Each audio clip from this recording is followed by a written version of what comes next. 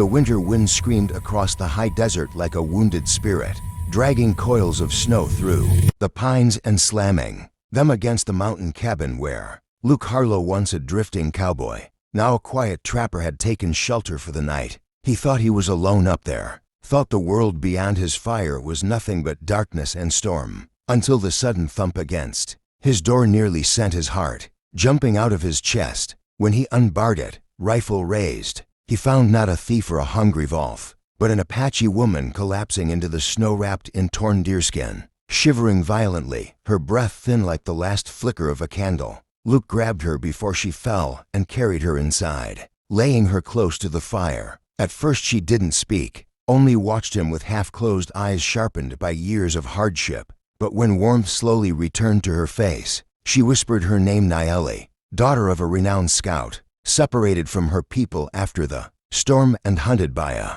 band of outlaws who had stolen food and blankets from their supply posts. Luke offered her the last of his stew, and she ate with quiet dignity, though her hands trembled. The fire crackled, the storm raged, and the cabin walls felt thinner than paper as the cold crept in from every edge. Luke added more logs, but even that barely held back the freezing air, and he could see her exhaustion deepening. When she finally stood, pulling his old blanket around her shoulders, she examined the cabin like a soldier measuring a battlefield, then turned to him and said, with a sternness that reminded him of a command rather than a request, "If we don't sleep in the same bed, we will freeze tonight. Don't resist. It is the only way." Luke froze, not from the cold, but from the shock that shot up his spine. He had slept beside women before, but never in a moment where survival itself demanded it. He cleared his throat, unsure what to say. But Naeli stepped closer, her dark eyes steady. "This is not about shame or man and woman," she said softly. "It is about life, body warmth or death. You choose."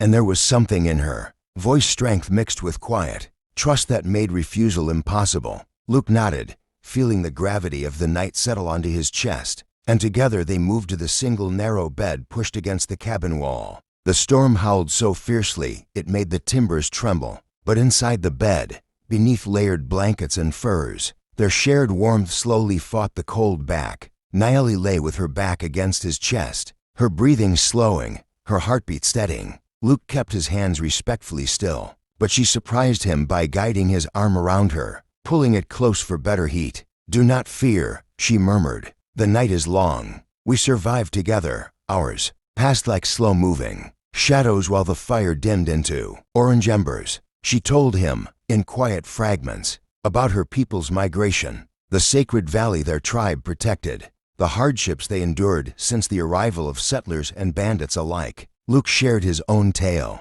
how he had come to these mountains seeking peace from a world that had taken more from him than he cared to remember. And in that small bed, wrapped in furs and the snowy silence of the high desert, two strangers began to understand each other in a way neither had expected. As dawn crept pale and silent through the frost-rimmed window, they rose to a softened world. Snow piled thick outside, the storm finally broken. Naeli stepped into the morning light with a strength restored, and Luke found himself strangely unwilling to watch her go. But she turned to him, offering a faint smile. "When the wind returns," she said, "you will need more than a fire. You will need someone who listens to the mountains." She paused, then added, "And perhaps someone who trusts you enough to share a bed." Again, without fear, Luke felt warmth rise in his chest that had nothing to do with the fire. He handed her his spare gloves, his old scarf, and a promise. "Come back if you need shelter," he said. "Or even if you don't." Naeli touched his arm in a gesture of gratitude that lingered longer than necessary. "I will return, cowboy," she said with quiet certainty. "The mountain has not finished with us yet." And as she disappeared into the vast white wilderness, Luke knew without a doubt that the coldest night of his life had brought him the warmest connection he'd felt in years. And so begins the legend of Luke and Naeli, born from snow, fire, and a night that demanded trust over fear. If you enjoyed this story and want more Wild West legends filled with heart, danger, and destiny, make sure to subscribe to the Heartland Diaries for powerful daily tales.